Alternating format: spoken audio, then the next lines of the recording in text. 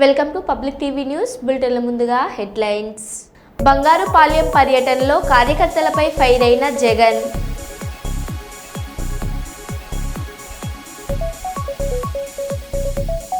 కురవిలోని శ్రీ సత్యసాయి సేవా సమితి ప్రశాంతి నిలయంలో ఘనంగా ప్రారంభమైన గురు పౌర్ణమి వేడుకలు. తల్లిని రైతు వేదికలో వదిలేసిన 4 కొడుకులు.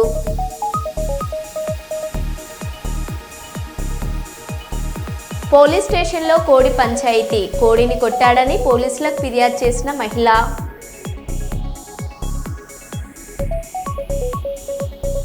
గురు పౌర్ణమి సందర్భంగా కర్నూలు నగరంలోని సాయిబాబా.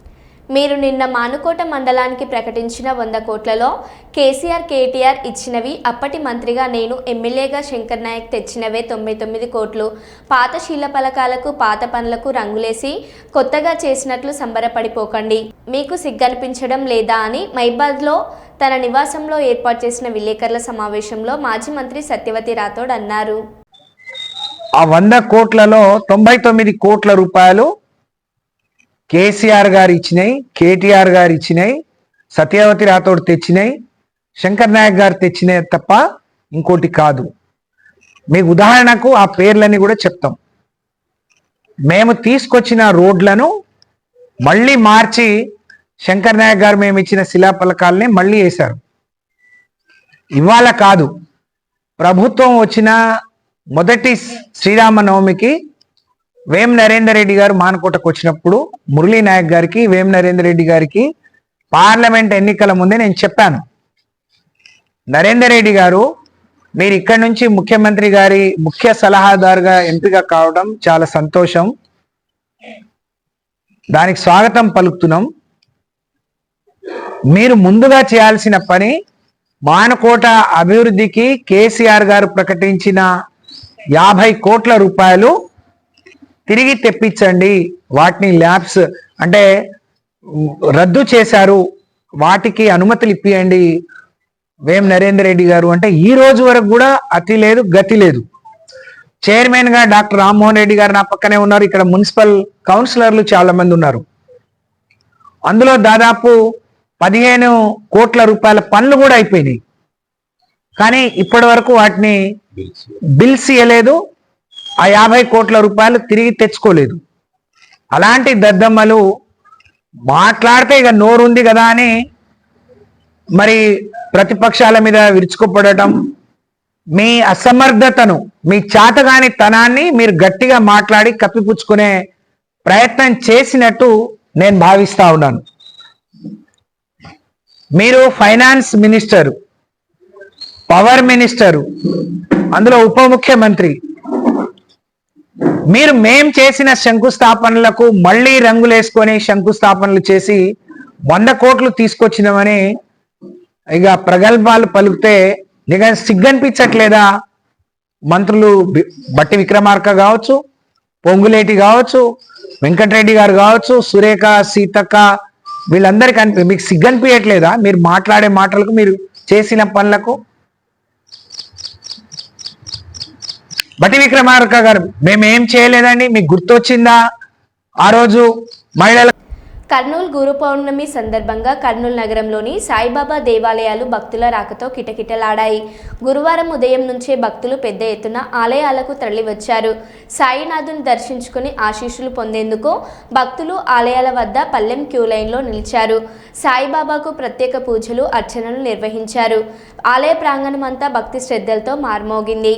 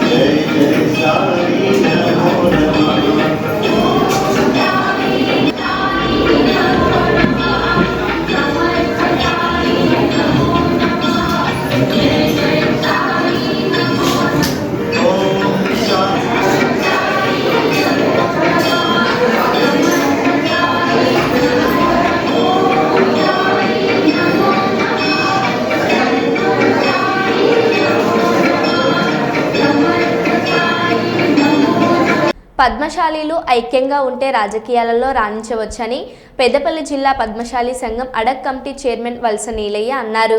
సుల్తానాబాద్ మండలంలోని చిన్న కల్వల బీకే రిస్టార్లో పద్మశాలీల ఆత్మీయ సమ్మేళనం నిర్వహించి పలు అంశాలపై ఏకగ్రీవ తీర్మానాలు చేపట్టారు. 10వ తరగతిలో 550 మార్కులు సాధించిన విద్యార్థులకు ఘన సన్మానం.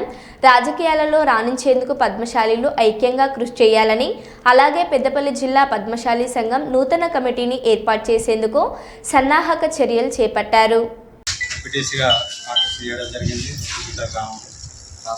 అప్పుడు కొత్తగా టీఆర్ఎస్ పార్టీ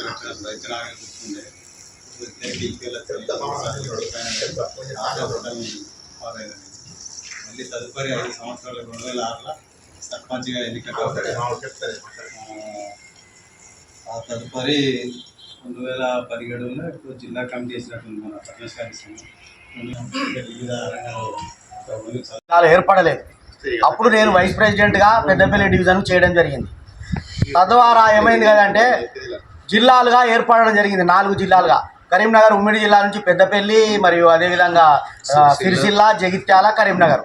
అప్పుడు అన్ని 3 జిల్లాలకు పక్కకు పెట్టి పెద్దపల్లి జిల్లా లోపల నేను ఏదైతే ఉపాధ్యక్షునిగా ఉన్నానో అప్పుడే అర్జెంటుగా ఏంటంటే పెద్దపల్లి మన కంచరబాయి దగ్గర మీటింగ్ మన పద్మశాలి కుల బాంధవులందరితోటి మీటింగ్ చేయడం జరిగింది. చేసి ఆ రోజు మన ఏదైతే మన పెద్దపల్లి జిల్లా నుంచి 2 నిమిషాలు అయిపోద్ది. ఇప్పుడు అన్నయ్య గారు కరీంనగర్ ఉమ్మడి జిల్లాలకు చేసినటువంటి సేవలను గుర్తెరిగి నేను ఆ రోజు పెద్దపల్లి వాస్తవ్యులందరూ కూడా నన్నే ప్రెసిడెంట్గా ఉండుమంటే నాకు అద్దు వేముల రామూర్తి గారిని పెడదామని 1 సంవత్సరం కొరకని చెప్పి పెట్టడం జరిగింది.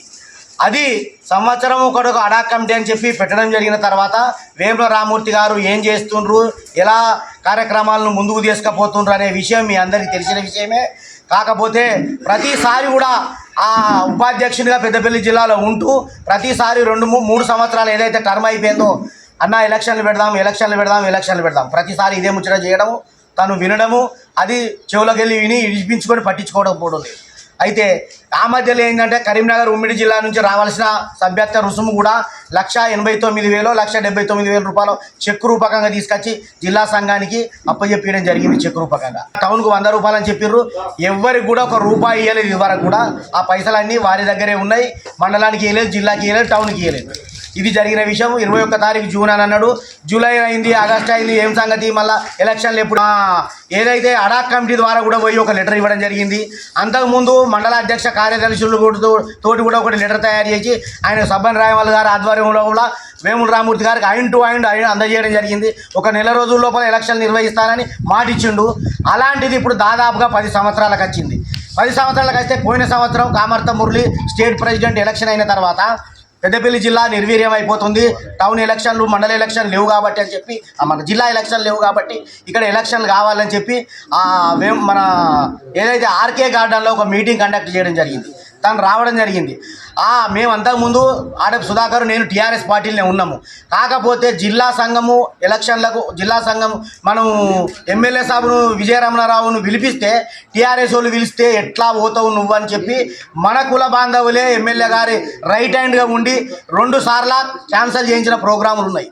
అలాంటప్పుడు అట్లయిన దానికి ఏందన్నా విజయన్న గారు, మేము మీ టీఆర్ఎస్ నుండి కాంగ్రెస్లకు వస్తున్నామని చెప్పి ఆడపు సుధాకరును నేను ఒక 100 మందితోటి ఆ రోజు ఆర్కే గార్డెన్ లోపల ఓన్లీ కులము సంఘము కొరకని చెప్పే మనము కాంగ్రెస్ పార్టీలోకి పోవడం జరిగింది. అప్పుడు ఆ రోజు పోయిన తర్వాత తను కూడా అన్న మాకు సంఘానికి జాగా కావాలంటే దాదాపు ఆనాడు 500 మంది 400 నుంచి 500 మంది అటెండ్ అయ్యారు. అందులో 1 ఎకరం జాగా ఇస్తా మీకు పద్మశాలి సంఘానికి అని తను చెప్పడం జరిగింది. అది కూడా విజయరమణారావు మాట ఇచ్చిండు. ఇప్పుడు దాదాపుగా కొంతమంది విని ఉన్నారు ఆ మాటను కూడా. అయితే ఈ ఎలక్షన్లు అనేది ఇటే పోతున్నాయి. ప్రతిసారి మేము ఇక మా అడాక్ కమిటీ ఏర్పడ్డ తర్వాత అడాక్ కమిటీ ఎందుకు వేసుకున్నావు అని చెప్పి కూడా మమ్మల్ని క్వశ్చన్ చేస్తే నువ్వు ఎలక్షన్లు పెడతలేవు కాబట్టి స్టేట్ ప్రెసిడెంట్ వచ్చి అలా అడాక్ కమిటీ వేసి అడాక్ కమిటీ ఎందుకు అంటే ఓన్లీ ఎలక్షన్లు నిర్వహించే వరకు మాత్రమే అడాక్ కమిటీ అనేది ఉంటుంది. ఎలక్షన్ల డేట్ డిక్లేర్ అయిన తర్వాత అడాక్ కమిటీ అనేది ఉన్నది. ఎలక్షన్లు కండక్ట్ అయిన తర్వాత అది వారికి తెలుసో తెలియదు. ఏమనంటే నువ్వు అడాక్ కమిటీ వేసుకున్నావు, నువ్వో సంఘం మాదో సంఘం అని అంటారు.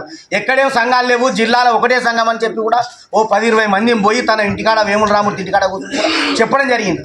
అయినా దాని గురించి కూడా ఇంత చలనం అనేది లేదు. ఇంకొక విషయం, నేను ఈ ఉపాధ్యక్షుడు ఉన్నప్పుడే ఈ పెద్దపల్లి జిల్లాకి ఏదైనా చేయాలి. కురవిలోని శ్రీ సత్యసాయి సేవా సమితి విశ్వప్రశాంతి నిలయంలో ఘనంగా ప్రారంభమైన గురు పౌర్ణమి వేడుకలు.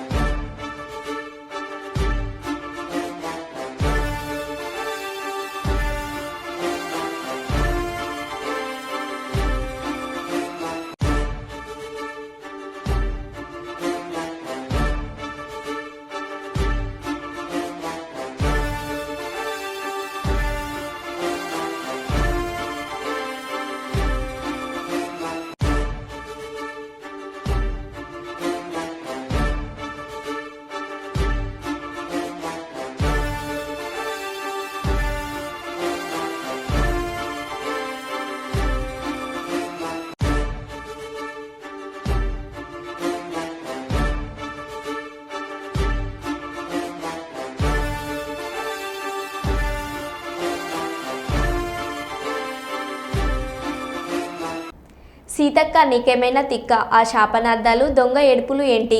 నువ్వు సోషల్ మీడియా స్టార్ మాత్రమే, సొసైటీకి పనికొచ్చే మంత్రివి కాదు. ములుగును అభివృద్ధి చేసింది మేము, అసలు నువ్వేం చేశావు? ఇప్పటికైనా మీరు ఫోటోలపై మోజు తగ్గించుకొని అభివృద్ధి దృష్టి పెట్టండి. మైబాద్లో సీతక్కపై మండిపడిన మాజీ మంత్రి సత్యవతి రాథోడ్. నేను ఇక్కడి నుంచి మొదలు పెడతా. నీ మల్లంపల్లి మండలం చేసింది నేను, ములుక్కు బస్ డిపో తెచ్చింది నేను, ములుక్కు మెడికల్ కాలేజ్ తెచ్చింది నేను, ములుక్కు ట్రైబల్ యూనివర్సిటీ కోసం 350 ఎకరాలు ఇచ్చింది నేను, ములుక్కు 65 కోట్ల కలెక్టరేట్ తీసుకొచ్చింది నేను, ములుగును జిల్లా చేసింది మేము, ములుగులో మరి మున్సిపాలిటీ ప్రతిపాదనలు తీసుకొచ్చింది మేము, అలాగే ఏటూరు నాగారం డివిజన్ తీసుకొచ్చింది మేము, ఏటూరు నాగారంని సిఎస్సి తీసుకొచ్చింది మేము, ఏటూరు నాగారంకు ఫైర్ ఆఫీస్ తీసుకొచ్చింది, ఫైర్ స్టేషన్ తీసుకొచ్చింది మేము. అసలు ములుగుకు చేయని పనంటూ లేదు. నీకు మిగిలిందేంటి? ములుగులోని ఆదివాసీ గూడాలకు అలాగే పేద లంబాడి తండలకు ఊళ్ళలకు రోడ్లేసింది మేము, రామప్పకు మరి జాతీయ హోదా తీసుకొచ్చింది మేము, అంతర్జాతీయ హోదా తీసుకొచ్చింది మేము. ములుగు మరి అక్కడ గోదావరి ప్రవహించి మొత్తం ఆ కరకట్టలని ఇరిగిపోతే దాదాపు 137 కోట్లు శాంక్షన్ ఇచ్చింది మేము. సమ్మక్క సారాలమ్మ దేవస్థానాన్ని అభివృద్ధి చేసింది మేము. ఏం చెప్తావు సీతక్క? ఎందుకు నీకు ఏడుపులు పెడబొబ్బులు? నీకు ఉసురు తాగుతుంది అని అంటే నువ్వు శాపనార్థాలు పెడితే వెనకటికి ఎవరో నక్క శాపాలకు ఏనుకేమైతుందమ్మా? ఎందుకు నీకు శాపనార్థాలు? వీళ్ళని టచ్ చేయి చూస్తాం, వాళ్ళని టచ్ చేయండి. మాకు కూడా ఆ పత్రికలన్నా ఆ నాయకుడు ఆ యాజమాన్యమన్నా మాకు చాలా గౌరవం. రాధాకృష్ణ గారు అంటే మాకు కూడా గౌరవం. నీకే ఉందా? టచ్ చేయి చూద్దామని అంటే ఏమైనా సవాల్ విసురుతున్నావా? అది టచ్ చేస్తే నమస్తే తెలంగాణను ఆగం చేస్తా అంటావు. నీ డ్రామాలు ఇంకా సరిపోలేదా? నెత్తిన మూటలు పెట్టుకొని ఎంతమందిని బతికించినావు, ఇప్పుడు ఎంతమందిని పోషిస్తున్నావు అర్థం కావట్లేదా?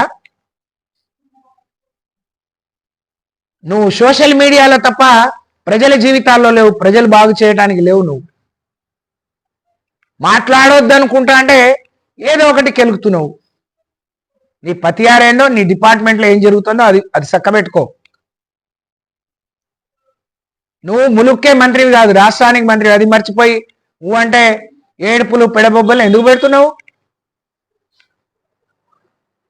ఇది ఉన్న 2 మహిళలు వరంగల్ నుంచి ఉన్నారు అని అంటే ఏదైనా గౌరవం పెంచుతారేమో, ఇంకా జిల్లాను ఏమైనా అభివృద్ధి చేస్తారేమో అని అంటే మీ ఏడుపులకు మీ పెడబొబ్బలకే సరిపోయింది కాలం అంతా, పుణ్యకాలం అంతా. అడ్డగోలుగా నాయకుడిని పట్టుకొని నీ ఆడబిడ్డ ఏడుస్తుంది నేను ఏడుస్తున్నా అంటే ఏడ్చే వాళ్ళకి వేరేం పని లేదు. బాగు చేయలేని వాళ్ళు, చేతగానోళ్ళు, పని చేయటం రానోళ్ళు, ప్రజల మన్ననలు పొందలేని వాళ్ళు ఇట్లాంటి చిల్లర ఏడుపులు ఏడిస్తే దానికి భయపడేది లేదు. అది గుర్తు పెట్టుకుంటే మంచిదని చెప్పి నేను హెచ్చరిస్తా ఉన్నా. మీ రాష్ట్ర ఇన్ఛార్జ్, మీ జాతీయ ఇన్ఛార్జ్లే చెప్తాను మీ పనితీరు బాగలేదు, దాన్ని బాగు చేసుకోండి, మీరు దేనికి పనికి రాకుండా పోతారు, మీకు మంత్రి పదవులు ఇస్తే కనీసం జిల్లాకో నియోజకవర్గానికో పేద ఒకళ్ళిద్దరు కన్నా ఉపయోగపడండి అని మీ పార్టీ వాళ్ళే మిమ్మల్ని హెచ్చరిస్తారు. అదంతా వదిలిపెట్టి మా మీద ఎందుకు ఏడుస్తారు? ఏడవలసిన వాళ్ళ మీద ఏడవండి. మీరు 70 ఏళ్లలో నాకు మంత్రి పదవి ఇస్తే ఓరవలేకపోతున్నా అంటే మాకేమిది? మీ పార్టీ, మీ ప్రభుత్వం, మీ ఇష్టం. మాకు ఓరవకుండా మేము పెట్టుకుంటున్నామా? కాబట్టి నేను మానుకోట అభివృద్ధిలో మరి మంత్రులను తీసుకొచ్చి పక్కన ఉండి ఫోటోలు దిగి వేసుకునే రామచంద్ర నాయక్ గారికి కానీ, మురళీ నాయక్ గారికి కానీ, బలరాం నాయక్ గారికి కానీ మేము సవాల్ విసురుతున్నాం. మీరు ముగ్గురు మానుకోటలో కూర్చోండి. ఇదే మంత్రులను కలెక్టరేట్లోనో ఇంకెక్కడైనా కూర్చోబెట్టి గతంలో ఎన్ని వేల కోట్ల రూపాయల నిధులు వచ్చినాయి, వాటి పనులు ఎక్కడి వరకు వచ్చినాయి, ఎన్ని రోజుల్లోగా పూర్తి అవుతాయి, మేమేం తెచ్చుకుంటే మానుకోటకి ఇంకా మేలు జరుగుతుందనే దాని మీద మీరు దృష్టి పెట్టండి. కానీ అక్కడిక్కడ ఫోటోలు దిగి మరి బయలుదేరితే ఒక ఫోటో, కూర్చుంటే ఒక ఫోటో, మాట్లాడితే ఒక ఫోటోలు సోషల్ మీడియాలో పెట్టి మీరు ఈ జిల్లా ప్రజల కడుపు నింపలేరు, ఈ జిల్లాను బాగు చేయలేరు అనే విషయాన్ని గుర్తు పెట్టుకొని మసులుకుంటే మంచిదని చెప్పి ఆంధ్రప్రదేశ్ రాష్ట్రంలో పేదలకు సంక్షేమ పథకాలు అందించాలనే లక్ష్యంతో ప్రభుత్వం రేషన్ కార్డులు అందిస్తుంది. 1,05,00,000 పేద కుటుంబాలు ఉంటే 1,42,00,000 రేషన్ కార్డులు ఉన్నాయని చెబుతున్నారు. మిగతా 37 లక్షల రేషన్ కార్డులు ఎవరి పేరు మీద ఉన్నాయో తేల్చాల్సిన ప్రభుత్వం మౌనంగా ఉంటుంది. పైగా కార్డులను చిన్నవిగా చేసి అందిస్తామని చెబుతున్నారు.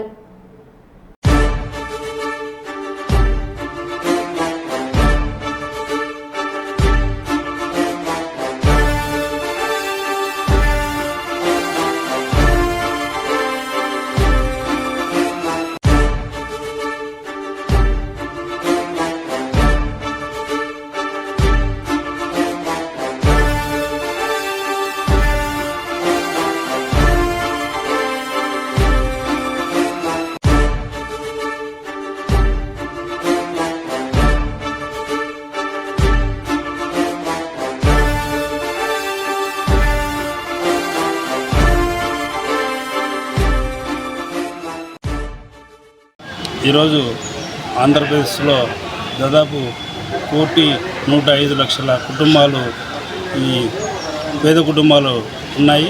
అందులో రేషన్ కార్డులు వచ్చేసి 1,42,00,000 రేషన్ కార్డులు ఉండడం వల్ల ఈ యొక్క అర్హులైనటువంటి నిరుపేద సామాన్య ప్రజలు రేషన్ పొందలేకపోతున్నారు. దీనికి ప్రధానమైన కారణం ప్రభుత్వ ఉద్యోగస్తులు, అందులో రెవెన్యూ ఉద్యోగస్తులు మరియు పోలీసు డిపార్ట్మెంట్ వారు. అదనంగా ఈ ఎవరైతే పోలీస్ డిపార్ట్మెంట్లో భార్య ఉద్యోగస్తులు అయితే భర్త రేషన్ కార్డు పొందడము, రెవెన్యూ డిపార్ట్మెంట్లో భర్త ఉద్యోగస్తులు అయితే భార్య రేషన్ కార్డు పొందడం వల్ల సామాన్య ప్రజలు రేషన్ పొందలేకపోతున్నారనేది ఆశ్చర్యం కలిగిస్తుంది. దాదాపు 42 లక్షల కుటుంబాలు అదనంగా రేషన్ కార్డులు ఎక్కడ ఉన్నాయో, ఎవరి దగ్గర ఉన్నాయో, ఎవరు అనర్హుల్లో తేల్చాల్సిన బాధ్యత కూడా ఈ ప్రభుత్వాన్ని ఉంది. దీంట్లో ప్రభుత్వం ప్రత్యేకంగా చొరవ తీసుకొని 42 లక్షల మంది రేషన్ కుటుంబాలకు రేషన్ పోతుంది, ఆ పక్కదారి పడుతుంది. ఆ రేషన్ను సామాన్య ప్రజలకు చేర్చాల్సిన బాధ్యత కూడా ఈ ప్రభుత్వాన్ని ఉందని చెప్పేసి తెలియజేస్తుంది. ప్రభుత్వ పాఠశాలలకు పంపిణీ చేసిన స్కూల్ బ్యాగుల వ్యత్యాసాన్ని ప్రజలకు వివరిస్తున్న పాణ్యం మాజీ ఎమ్మెల్యే కాటసాని రాంభూపాల్ రెడ్డి. 2019 నుండి 2024 జగన్మోహన్ రెడ్డి ముఖ్యమంత్రిగా ఉన్నప్పుడు ప్రభుత్వ పాఠశాలలకు పంపిణీ చేసిన స్కూల్ బ్యాగును, ప్రస్తుత కూటమి ప్రభుత్వం ప్రభుత్వ పాఠశాలలకు పంపిణీ చేసిన స్కూల్ బ్యాగుల వ్యత్యాసాన్ని ప్రజలకు వివరిస్తున్న పాణ్యం మాజీ ఎమ్మెల్యే కాటసాని రాంభూపాల్ రెడ్డి. మన పాత ప్రైవేట్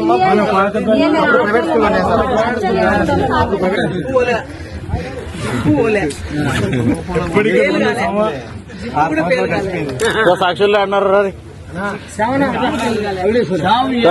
మన బ్యాగ్ కూడా వచ్చిందిరా, దుమ్ము తప్ప ఫాల్ట్ లేదు దాంట్లో. ఇప్పటికి కూడా దమ్ము ఉంది దాంట్లో. మా లొకేషన్ ఇచ్చిన బ్యాగ్ అది లోపల పెరకండి, అది ఒకసారి పెరిగిన అక్కడ ఉంది అది అది చూపి బొక్క. ఆల్రెడీ కుట్లేసుకున్నాను. తెలంగాణ కుటుంబంలో ఏదైనా సమస్య ఉంటే కూర్చొని చర్చించుకోవాలని కేసీఆర్ ఫ్యామిలీకి సీఎం రేవంత్ రెడ్డి సూచించారు. ఒకరు గల్లీలో మరొకరు ఢిల్లీలో అన్నట్లున్న వీధి బాగోతాలను తెలంగాణ సమాజం గమనిస్తుందని తెలిపారు. 10 ఏళ్ల అధికారం తర్వాత ప్రజలు ఇచ్చిన తీర్పును గౌరవించాలని సూచించారు. అలాగే ఎర్రబెల్లి ఫామ్ హౌస్కే తమ మంత్రుల బృందాన్ని పంపిస్తామని అన్ని వివరాలను అక్కడే చర్చించుకుందామన్నారు. శాసన మండలి సమావేశాలు ఏర్పాటు చేస్తాం. అన్ని రాజకీయ పార్టీల ప్రజాప్రతినిధులను వాళ్ళ సూచనలు తీసుకుంటాం. అసెంబ్లీకి స్పీకర్ గారు అనుమతితో ఎక్స్పర్ట్స్ని కూడా పిలవడానికి ఒక స్కోప్ ఉంది. అడ్వకేట్ జనరల్ నుంచి ఎక్స్పర్ట్స్ని ఏదైనా ఒక సబ్జెక్ట్ ఉన్నప్పుడు శాసనసభలో అంతేనా సికేంద్రని రోజులోకి రప్పించవచ్చు. వాళ్ళ ఆలోచనలు కానీ వాళ్ళ సూచనలు కానీ తీసుకోవచ్చు అంటున్నారు. తెలంగాణ రాష్ట్ర ప్రభుత్వం సిద్ధంగా ఉంది. రాజకీయ పార్టీలుగా ప్రజాప్రతినిధులుగా మనకు భిన్నాభిప్రాయాలు ఉన్న ఎక్స్పర్ట్స్ ఒపీనియన్ కూడా శాసనసభలో ప్రజలకు వినిపిద్దాం. ఇదొక మార్గం. ప్రజాస్వామ్యం పట్ల నమ్మకం ఉన్న వాళ్ళకు, విశ్వాసం ఉన్న వాళ్ళకు, మనల్ని ఎన్నుకున్నదే ప్రజలు చట్టసభల సమస్యల మీద చర్చించి వాటికి ఒక పరిష్కారం చూపించాలా, ప్రజలు కూడా ఒక అవగాహన కల్పించే బాధ్యత ప్రజలు మనకి ఇచ్చిండ్రు. నా మొట్టమొదటి ఆప్షన్ శాసనసభ సమావేశాలు మీరు ఎప్పుడు స్పీకర్ గారికి లేఖ రాసినా మేము చర్చలకు ప్రభుత్వం వైపు నుంచి కూడా మేము సానుకూలంగా స్పందిస్తాం. శాసనసభలో, శాసన మండలిలో కృష్ణానది జలాల మీద, గోదావరి నది జలాల మీద, ఉమ్మడి రాష్ట్రంలో జరిగిన నిర్ణయాల మీద, మీరు 9.5 సంవత్సరాల పరిపాలన తీసుకున్న నిర్ణయాల మీద, ఈ సంవత్సరన్నరలో మేము తీసుకున్న నిర్ణయాల మీద కూలంకషంగా సబ్జెక్టుల వారిగా చర్చిద్దాం, ప్రజలకు వివరిద్దాం. ఈ ప్రభుత్వం సహేతుకమైన సూచనలు, సలహాలు వస్తే తప్పకుండా పాటిస్తుంది. ఎక్స్పర్ట్స్ ఒపీనియన్ కూడా ప్రజలకు ఇంతకుముందు బట్టి గారు చెప్పారు, ఎక్స్పర్ట్స్ని మనం అందరినీ కాన్ఫిడెన్స్లోకి తీసుకోవాలా, స్టేక్ హోల్డర్స్ని కాన్ఫిడెన్స్లోకి తీసుకోవాలన్నారు. స్టేక్ హోల్డర్స్ని, ఎక్స్పర్ట్స్ని న్యాయశాఖలో కోవిధులను, సాగునీటి రంగంలో కోవిధులను, మిగతా ప్రజలలో ఉండే వాళ్ళను కూడా అందరినీ పిలిచి అవసరమైన మేరకు ఒక చర్చను ఒక మంచి వాతావరణంలో చర్చించి తెలంగాణ మిగతా రాష్ట్రాలకు, దేశానికి ఆదర్శంగా ఉండే విధంగా చట్టసభల్ని నిర్వహిద్దాం. సభానాయకుడిగా నేను మాటిస్తున్నా, మా వాళ్ళందరి తరఫున ఏ చిన్న గందరగోళం లేకుండా, ఎవరి గౌరవానికి భంగం కలగకుండా సభను నిర్వహించే బాధ్యత నాది. ఎవరిని కూడా పల్లెత్తు మాట అనవసరంగా మాట్లాడకుండా పక్క చట్ట పరిధిలో చట్టసభల్ని నిర్వహించే బాధ్యత నాది. హన్మకొండ జిల్లా రాజకీయాలు కాంగ్రెస్ ప్రభుత్వం ఏర్పడిన తర్వాత ఎంతో హుందాతనంతో సాగిస్తున్నదని, గతంలో ప్రశ్నించడమే పాపంగా చూసిన తరుణమని బీఆర్ఎస్ కార్పొరేటర్లు గుర్తించుకోవాలని కార్పొరేషన్ ఫ్లోర్ లీడర్ తోట వెంకటేశ్వర్లు, కార్పొరేటర్లు జక్కుల రవీందర్ యాదవ్, సయ్యద్ విజయశ్రీ, రాజాలి పోతుల శ్రీమన్ అన్నారు. గురువారం హన్మకొండ జిల్లా కాంగ్రెస్ పార్టీ కార్యాలయంలో ఏర్పాటు చేసిన మీడియా సమావేశంలో వారు మాట్లాడారు.